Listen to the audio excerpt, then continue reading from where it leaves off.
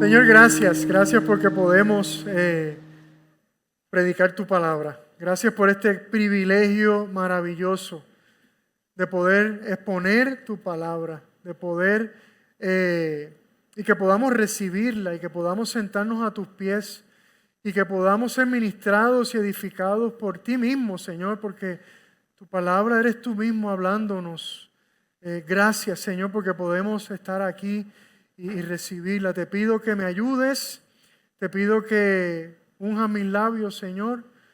Tú has puesto una palabra en mi corazón y te pido que sea de bendición para mis hermanos en esta mañana.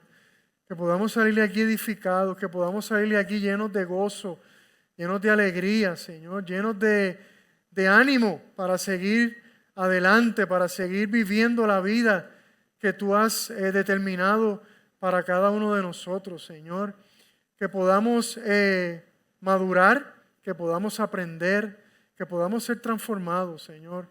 Cada uno de nosotros llegó aquí bajo unas condiciones, circunstancias particulares, pero tu palabra es tan poderosa que puede acudir, que puede llegar hasta cada uno de nuestros corazones, independientemente de las circunstancias por las cuales estemos atravesando. Y allí puede hacer una obra maravillosa, Señor. Así que esa es nuestra confianza, esa es nuestra fe. En el nombre de Jesús, amén y amén. Hoy queremos regresar a nuestro estudio y nuestra reflexión acerca de la primera carta de Pedro a las iglesias, ¿verdad? Aquellas iglesias del primer siglo que estaban ubicadas en aquella antigua región de Asia Menor. Y aunque hoy nos vamos a enfocar en unos versos específicos, me parece que será útil que volvamos a leer esos primeros versos de la primera carta de Pedro, ¿verdad? Capítulo 1. Así que le voy a pedir que usted me acompañe al primer capítulo de Primera de Pedro. Vamos a leer esos versos para recordar, ¿verdad? Nuestra memoria. Si podemos estar de pie en reverencia a la palabra del Señor, voy a leer en la Nueva Biblia de las Américas.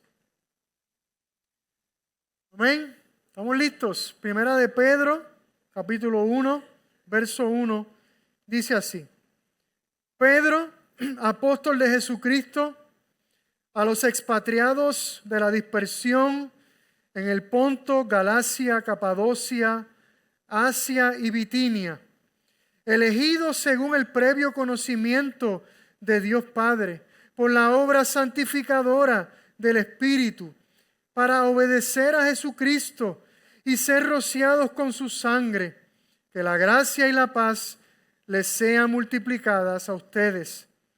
Bendito sea el Dios y Padre de nuestro Señor Jesucristo, quien según su gran misericordia nos ha hecho nacer de nuevo a una esperanza viva mediante la resurrección de Jesucristo de entre los muertos, para obtener una herencia incorruptible, inmaculada y que no se marchitará, reservada en los cielos para ustedes. Mediante la fe ustedes son protegidos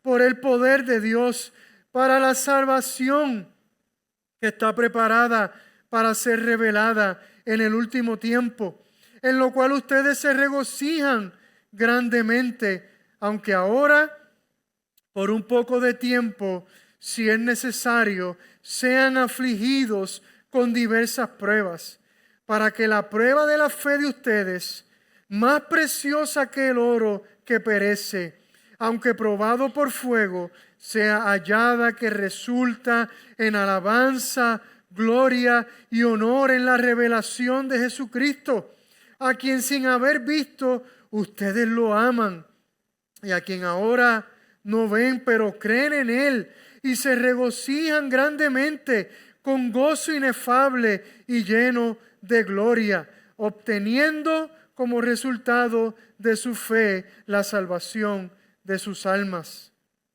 Acerca de esta salvación, dice el verso 10. Los profetas que profetizaron de la gracia que vendría a ustedes, diligentemente inquirieron y averiguaron, procurando saber qué persona o tiempo indicaba el Espíritu de Cristo dentro de ellos, al predecir los sufrimientos de Cristo y las glorias que seguirían. A ellos les fue revelado que no se servirían a sí mismos, sino a ustedes, en estas cosas que ahora les han sido anunciadas, mediante los que les predicaron el Evangelio por el Espíritu Santo, enviado del cielo, cosas a las cuales los ángeles anhelan mirar. Amén. Esto es palabra de Dios. Pueden sentarse.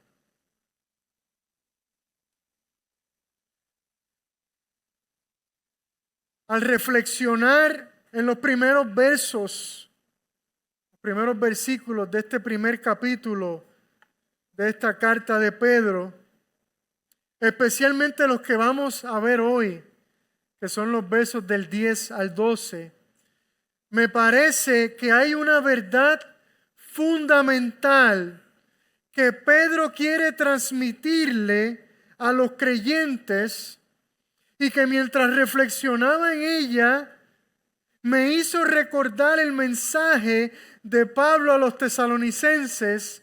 Me hizo también recordar el mensaje de la carta a los hebreos y también me hizo recordar el mensaje de Juan en Apocalipsis. Y me parece que por alguna razón los apóstoles sentían una pasión, un anhelo y una necesidad por hacerle entender a los creyentes que la salvación que ellos habían recibido era una salvación profundamente personal. Y esa frase la voy a repetir mucho en esta mañana. Una salvación profundamente personal. Y si ellos, los apóstoles, sentían esa pasión, entonces tenemos que concluir que esto era algo que el Espíritu Santo les estaba revelando a ellos y se lo estaba revelando porque era fundamental para la fe y para la vida cristiana. Una fe profundamente personal.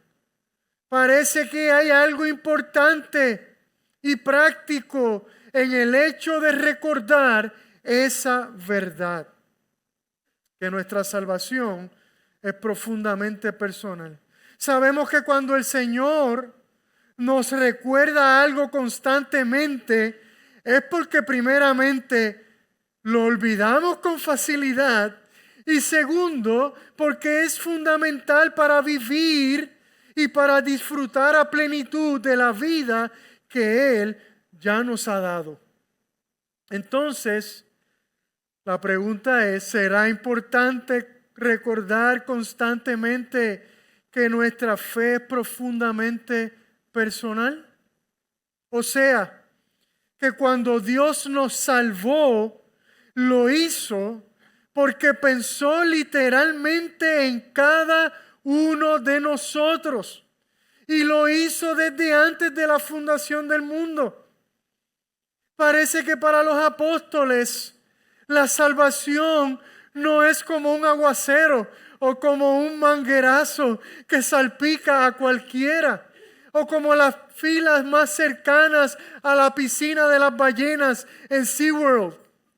La salvación viene a la vida del individuo porque el Dios del universo pensó específicamente en ese individuo.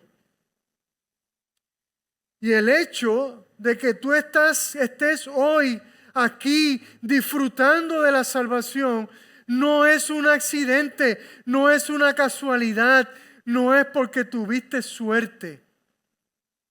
Hoy disfrutas de la salvación porque Dios pensó literal y específicamente en ti y movió cielo y tierra para alcanzarte, o mejor dicho, ordenó cuidadosamente cada uno de los eventos y de las experiencias de tu vida para que un día tus ojos fuesen abiertos y lo miraras a Él. Yo no sé si este es un mensaje que nosotros debemos escuchar hoy. No sé si este es un mensaje que se supone produzca algún beneficio en nosotros. No sé si este mensaje es algo fundamentalmente necesario para que una persona pueda experimentar el verdadero gozo que produce la salvación. Pero por algo, Pedro le dice a los creyentes en el versículo 8 de ese primer capítulo que algo ellos sí han comprendido profundamente, que ha provocado que ellos amen a Jesucristo aunque no lo hayan visto, y que crean en Él y que experimenten un gozo increíble. Y para mí es el reconocer que su salvación es profundamente personal. Ciertamente Dios está en el negocio de salvar a un pueblo para sí mismo, pero no podemos olvidar que Él está salvando individuos. Y quizá esto te suene simplista o demasiado lógico. Quizá me diga, pastor, pues claro que es obvio que la salvación es personal, pero pienso que esto es algo de muchas verdades que nosotros entendemos, pero no entendemos. ¿Me entendió? ¿Me entendió? Que nosotros entendemos, pero no entendemos. Y por eso el Señor necesita recordárnoslo. Cuando el Señor contempla la cumbre, ve una congregación, pero también Él ve a cada uno de los individuos que componen esa congregación, porque nuestro Dios es un Dios personal. Pablo les recuerda a los efesios que somos hechura suya. Me encanta ese lenguaje. Somos hechura suya. Somos como obra de arte, como algo hecho a mano, como una artesanía. Pero el mundo y el enemigo de nuestras almas constantemente nos quiere hacer creer que somos ordinarios, que somos un número más. ¿Para qué? Para hacernos pensar que el Dios del universo no debe estar tan interesado en nosotros.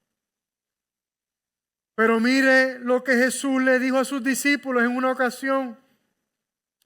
Yo soy el buen pastor, dijo Jesús, y conozco mis ovejas, y ellas me conocen. Al igual que el Padre me conoce, y yo conozco al Padre, y doy mi vida por las ovejas. Ese conozco es mucho más que simplemente tener un conocimiento general acerca de una persona. Yo conozco al alcalde de San Juan, pero no lo conozco realmente. ¿Me entiendes? Pero yo conozco a mi esposita. Así yo la conozco. Entonces ese conozco que usa Jesús tiene que ver con intimidad. ¿Ve? Tiene que ver con conocer a alguien profunda e íntimamente. Tiene que ver con el conocimiento que uno adquiere de una persona debido al tiempo que ha pasado con ella. ¿Ve? O sea, ese conozco es experiencial. ¿Y de qué manera Jesús nos conoce? Él mismo dice, pues como el Padre lo conoce a Él y Él conoce al Padre. Nosotros sabemos que no existe en el universo, ni en el cielo, ni en la tierra, ni debajo de la tierra, una relación más profunda, más íntima, más completa y plena que la relación que existe entre el Padre y el Hijo. Estamos claros con eso. Y Jesús dice que asimismo Él nos conoce. Y va más allá. Dice que asimismo sus ovejas lo conocen a Él. Aquí Jesús parece decir algo que para mí, yo no sé si para usted, para mí es totalmente difícil de comprender. Yo puedo entender que Él conozca, que me conozca a mí de la misma manera que Él conoce al Padre. Porque al final del día Él conoce cada rincón de mi vida. Yo puedo entender que Él me conozca incluso mejor de lo que yo me conozco a mí mismo. Pero lo que yo no puedo entender, lo que se me hace difícil, es que yo le conozca a Él como Él conoce al Padre. ¿Cierto? La única explicación es que ese conocimiento ocurra exclusiva y milagrosamente por medio de la obra del Espíritu Santo en mi vida. O sea que es un milagro. Sin embargo, esta es la esencia de la vida cristiana. Para esto fue que Cristo murió en la cruz. Por eso Él dijo, y esta es la vida eterna. Mira cómo Jesús definió la vida eterna. Que te conozcan a ti, el único Dios verdadero, y a Jesucristo a quien has enviado. Y ese que te conozcan es el mismo que Jesús utiliza en los versos que leímos anteriormente. Lo importante, iglesia, es entender que Jesús nos conoce mucho más profunda e íntimamente de lo que nosotros podemos imaginar o entender. Entonces, si logramos creer, aunque no lo entendamos, podemos creer esa verdad espiritual, esa misma verdad se convertirá en una realidad transformadora en nuestra vida. Es esa realidad la que nos cambia. Porque entender que Jesús verdaderamente nos conoce, lo cambia todo. Entender que para Él no hay nada oculto de nuestra vida y que a pesar de eso Él nos ama, a pesar de conocernos, nos ama y nos ha salvado. Eso es lo que verdaderamente nos transforma y lo que hace que nuestra fe y nuestro amor por Él aumente. Por eso creo que esto es parte fundamental del mensaje que Pedro quiere enseñarle o recordarle a los creyentes a través de esta carta. Esto es precisamente lo que pretende hacer desde el comienzo de su carta. Recordarle a los creyentes su identidad en Dios. Recordarle que Dios los salvó porque los conoció desde el principio. Y esa es su verdadera identidad. Pedro también les recuerda de qué manera fue posible que ellos llegaran a adquirir esa identidad. Gracias a la muerte y a la resurrección de Jesucristo. Pedro les recuerda la herencia que está reservada para ellos gracias a esa nueva identidad. Les recuerda que los sufrimientos de esta vida son simplemente procesos de purificación y de transformación, no de destrucción y condena. Y les recuerda que para Dios su fe es más valiosa que el oro puro y que un día la gloria y el honor que esa fe trae al nombre de Jesús será revelada a todo el mundo. Entonces, ¿cuál es el beneficio de recordar estas gigantescas verdades? ¿Cuáles son las implicaciones? Domingo que viene vamos a hablar un poco de las implicaciones. Cuando recordamos y reafirmamos sobre nuestra vida, o sea, cuando nos recordamos a nosotros mismos el Evangelio, cuando lo hacemos constantemente y a diario, nos damos cuenta que de pronto nuestro amor por Dios aumenta. ¿Y cómo no va a aumentar al sabernos profunda e íntimamente conocidos por Él? Recordarnos y reafirmarnos esta verdad aumenta nuestra fe en Él.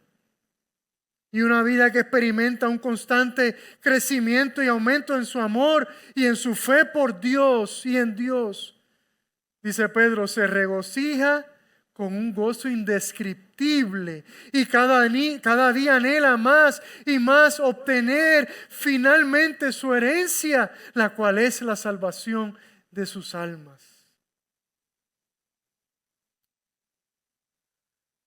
Y si quieren más evidencia acerca de si nuestra salvación es profundamente personal, observen a los profetas.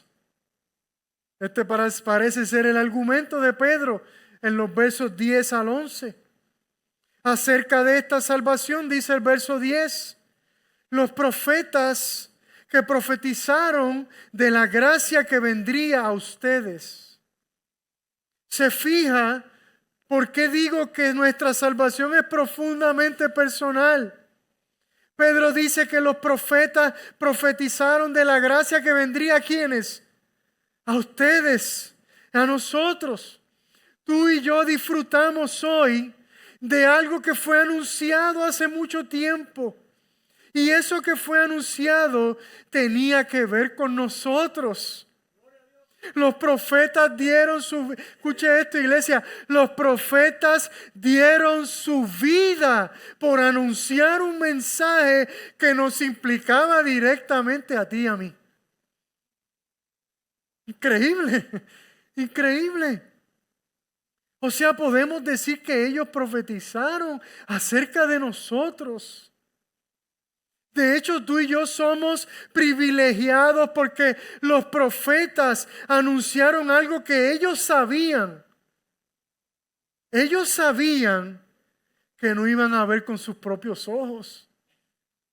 Ellos sabían que estaban anunciando cosas que experimentarían y que disfrutarían futuras generaciones. Y aún sabiendo esto, creyeron y fueron fieles a Dios. Por eso es que Jesús le dice a sus discípulos, pero dichosos los ojos de ustedes, porque ven, y sus oídos porque oyen. Porque en verdad les digo que muchos profetas y justos desearon ver lo que ustedes ven y no lo vieron, y oír lo que ustedes oyen y no lo oyeron. Iglesia, alégrate en este día porque somos privilegiados, somos bienaventurados, somos más que bendecidos. Mientras pienso en esto también, me pregunto cuántas veces como iglesia pensamos en las futuras generaciones, como lo hicieron los profetas. En aquellos que vendrán cuando tú y yo ya no estemos. En ese día cuando sea Mateo el que esté aquí predicando la palabra del Señor. Lamentablemente muchas veces nuestra actitud es, bueno, que se resuelvan cuando les toque. ¿Verdad que sí? O como aquel que dijo, ahí los dejo. Resuélvanse como puedan. Esto es algo, iglesia, que no podemos celebrar ni imitar de nuestra cultura puertorriqueña. Como pueblo no estamos acostumbrados a pensar en las futuras generaciones. Y esto lo vemos a través de todas las esferas de nuestra sociedad. Nos pasamos como pueblo apagando fuegos y no planificamos para el día en que ya no estemos. ¿Es cierto o no es cierto? Es más fácil enfocarnos en lo inmediato, en el aquí y en el ahora, que pensar en el mañana, en sembrar para los que vienen detrás cosechen. Y en nuestro caso como iglesia, en dejar una iglesia preparada para las próximas generaciones. Vemos a nuestros niños y nos alegramos porque están entre nosotros y porque están en la iglesia, pero ¿cuántas veces pensamos en el momento en que les toque el turno al bate, ya que estamos en la serie, ¿verdad? En la serie mundial, que les toque el turno al bate a ellos, liderar y servir en la iglesia? Gracias a Dios que los profetas sí pensaron en las próximas generaciones. Ellos reconocieron la responsabilidad que tenían de dejar un legado. ¿Y cómo sabemos que ellos pensaron en las próximas generaciones? Bueno, porque Pedro dice que estos, los profetas, diligentemente inquirieron y averiguaron, procurando saber qué persona o tiempo indicaba el Espíritu de Cristo dentro de ellos al predecir los sufrimientos de Cristo y las glorias que seguirían. Fíjese en las palabras que usa Pedro. Diligentemente inquirieron, averiguaron y procuraron. Estos dedicaron sus vidas a conocer los misterios de Dios. Se dedicaron a conocer sus planes y sus propósitos. Se dedicaron a comprender de qué manera el Señor redimiría a su pueblo. De qué manera finalmente Él restauraría todas las cosas. Ellos creyeron que el Señor algún día cumpliría la promesa que le hizo a su siervo Abraham, que a través de su descendencia todas las naciones de la tierra serían benditas, incluyendo a los puertorriqueños. Ellos sabían que Él lo haría enviando a su Mesías, aquel que vendría en el nombre del Señor a salvar a su pueblo. A esto se refería Isaías, uno de esos profetas, cuando profetizó: por tanto, el Señor mismo les dará esta señal: una virgen concebirá y dará a luz un hijo y le pondrá por nombre Emmanuel. Porque un niño nos ha nacido, un hijo nos ha sido dado, y la soberanía reposará sobre sus hombros, y se llamará su nombre Admirable, Consejero, Dios poderoso, Padre eterno, Príncipe de paz. Entonces un retoño brotará del tronco de Isaí, y un vástago dará frutos de sus raíces. Los profetas también entendieron que la manera en que el Señor salvaría a su pueblo sería a través del sufrimiento. Pero Él fue herido, dice Isaías, por nuestras transgresiones, molido por nuestras iniquidades. El castigo de nuestra paz cayó sobre Él y por sus heridas hemos sido sanados.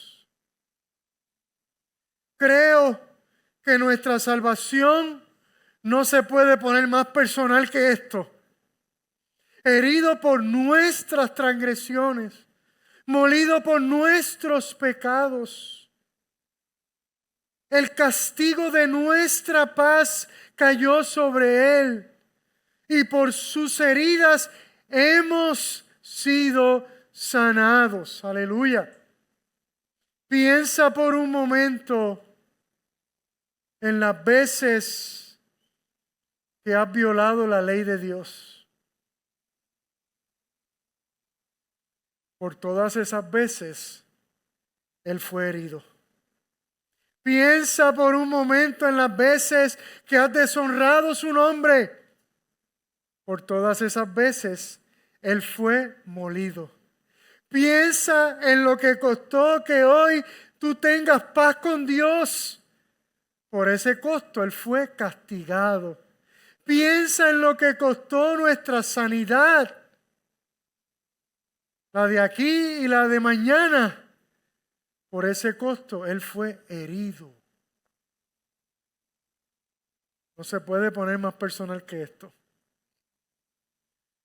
Los profetas también entendieron que la manera en que el Señor salvaría a su pueblo no solo sería a través del sufrimiento, sino también, dice Pedro, a través de las glorias que seguirían. Me encanta. De las glorias que seguirían, que no es otra cosa que la gloriosa resurrección de Jesús de entre los muertos y su ascensión a la diestra del Padre y su eventual regreso a restaurar todas las cosas. Por eso el salmista David, profetizando acerca del Mesías, declara: por tanto, imagínense a Jesús diciendo estas palabras del salmista: por tanto mi corazón se alegra y mi alma se regocija. También mi carne morará segura, porque tú no abandonarás mi alma en el Seol, en la tumba, en el lugar de los muertos, ni permitirás que tu santo sufra corrupción. Me darás a conocer la senda de la vida. En tu presencia hay plenitud de gozo. En tu diestra hay deleites para siempre. Aleluya. Pedro le recuerda a los creyentes que ellos no solo disfrutan de una salvación tan maravillosa, gracias a la fidelidad y a la obediencia de los profetas de antaño, sino también gracias a la fidelidad y a la obediencia de los profetas actuales. ¿Y quiénes son estos profetas actuales? A ellos, continúa Pedro en el versículo 12, le fue revelado, refiriéndose todavía a los profetas de antaño, que no se servían a sí mismos, sino a ustedes, en estas cosas que ahora les han sido anunciadas mediante los que les predicaron el Evangelio por el Espíritu Santo enviado del cielo. Los que les predicaron el Evangelio por el Espíritu Santo enviado del cielo. Estos son los profetas actuales. Nosotros creemos que el ministerio profético antiguo se transformó en el ministerio de la predicación. Pero no cualquier predicación, sino en la transmisión de la buena noticia de salvación. Si tú escuchas una predicación, incluso mía, y no detectas que se está transmitiendo el Evangelio, eso no es una predicación. Puede ser una charla motivacional, puede ser una charla pedagógica, puede ser un mensaje legalista, puede ser un mensaje emocionalista, pero no es una predicación. La verdadera y auténtica predicación, dice Pedro, es la transmisión del mensaje del Evangelio. Y ese ministerio de la predicación fue delegado por el mismo Jesús a sus apóstoles. Y una vez los apóstoles murieron, ese ministerio de la predicación fue delegado a los ancianos de la iglesia. Y esto no significa que solo los ancianos prediquen, ¿verdad? Pero sí significa que la responsabilidad mayor sobre la predicación del Evangelio recae sobre nosotros. Así que cada vez que yo me paro en esta plataforma a transmitirles a ustedes el mensaje del Evangelio a través de la predicación y de la exposición fiel de la palabra de Dios, estoy profetizándoles. No mis ideas, no mi parecer, la palabra de Dios. Por eso, iglesia, es fundamental lo que hacemos los domingos. Me da pena que la iglesia está un poco vacía, ¿verdad? Es fundamental lo que hacemos los domingos. Porque parte fundamental de la experiencia del culto cristiano es la exposición al mensaje profético, que no es otra cosa que la exposición a la palabra de Dios. Y tú y yo necesitamos constantemente que se nos profetice la palabra de Dios. Este proceso de transformación del ministerio profético antiguo al ministerio de la predicación es la idea con la que el autor de la carta a los Hebreos inicia su carta. Dios, habiendo hablado hace mucho tiempo, en muchas ocasiones y de muchas maneras a los padres por los profetas, en estos últimos días nos ha hablado por su Hijo, la palabra. Entonces, Pedro le recuerda a los creyentes que son más que bendecidos al no solo recibir el mensaje del Evangelio de parte de los profetas, sino al recibirlo ahora directamente de parte de los apóstoles. Él les recuerda que ahora ellos disfrutan de una salvación tan maravillosa porque alguien fue enviado a ellos y les predicó el Evangelio. De hecho, eso es precisamente lo que significa la palabra apóstol. Un mensajero, un enviado. Y tú y yo disfrutamos de esta gloriosa salvación hoy por lo mismo. Porque alguien fue enviado por Dios a nuestra vida para que fuésemos expuestos al transformador mensaje del Evangelio. Alguien fue enviado a tu vida.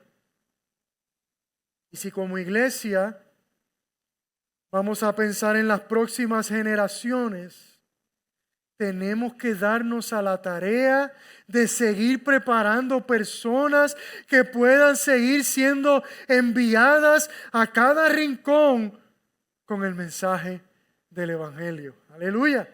Esa es nuestra mayor responsabilidad y pretendemos hacerlo bien con la ayuda de Dios.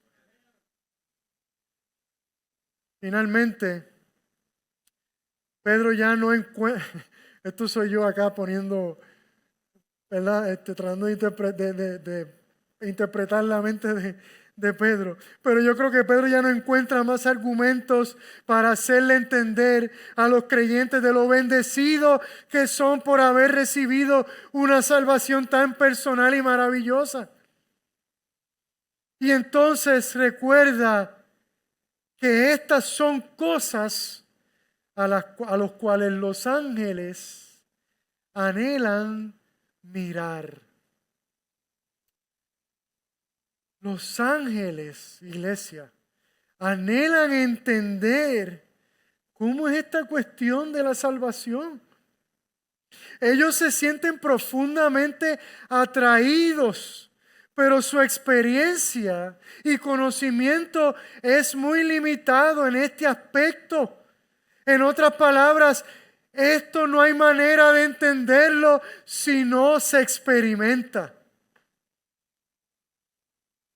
Esto hay que vivirlo. Por eso es que usted se cuestiona tanto por qué alguien no puede creer esto. ¿Verdad? Nos cuestionamos. Pero es por esta razón. Hay que experimentarlo, hay que vivirlo, hay que experimentar en carne propia lo que es encontrarse profundamente perdido y de repente ser hallado por Dios. Hay que experimentar lo que experimentó el salmista cuando expresó: esperé pacientemente al Señor y Él se inclinó a mí y oyó mi clamor, me sacó del hoyo de la destrucción, del lodo cenagoso, asentó mis pies sobre una roca y afirmó mis pasos. Eso los ángeles jamás lo experimentarán.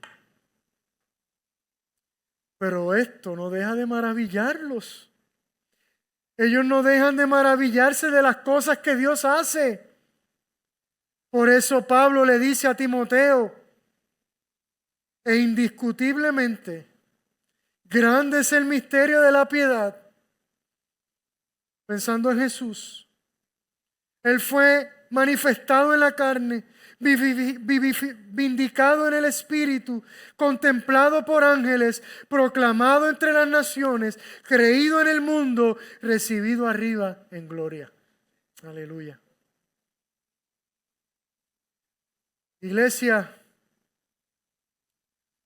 que así como los ángeles, no dejemos de maravillarnos por la salvación tan gloriosa que nos ha alcanzado. Amén.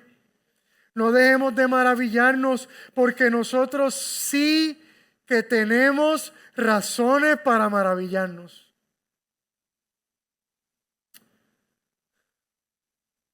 De todos los seres creados, nosotros somos los únicos que podemos experimentar esta gloriosa realidad. Somos los únicos que podemos experimentar una clase de amor que es producto de la gracia y la compasión de Dios. Podemos experimentar una clase de amor que es producto del sacrificio y de la entrega de nuestro Dios. Podemos experimentar una clase de amor que es profundamente personal. Aleluya. Y eso lo cambia todo. Iglesia, aferrémonos cada día a ese amor. Aferrémonos cada día a esa salvación para que nuestra fe, como dice Pedro, y nuestro amor por Dios aumente cada día más y más. Amén. Vamos a orar. Hace tiempito que no oramos juntos. Así que te pido que te acerques a alguien y tú vas a bendecir a esa persona con esto. Te va a orar esta palabra a esa persona. Amén. Vamos a estar puestos de pie.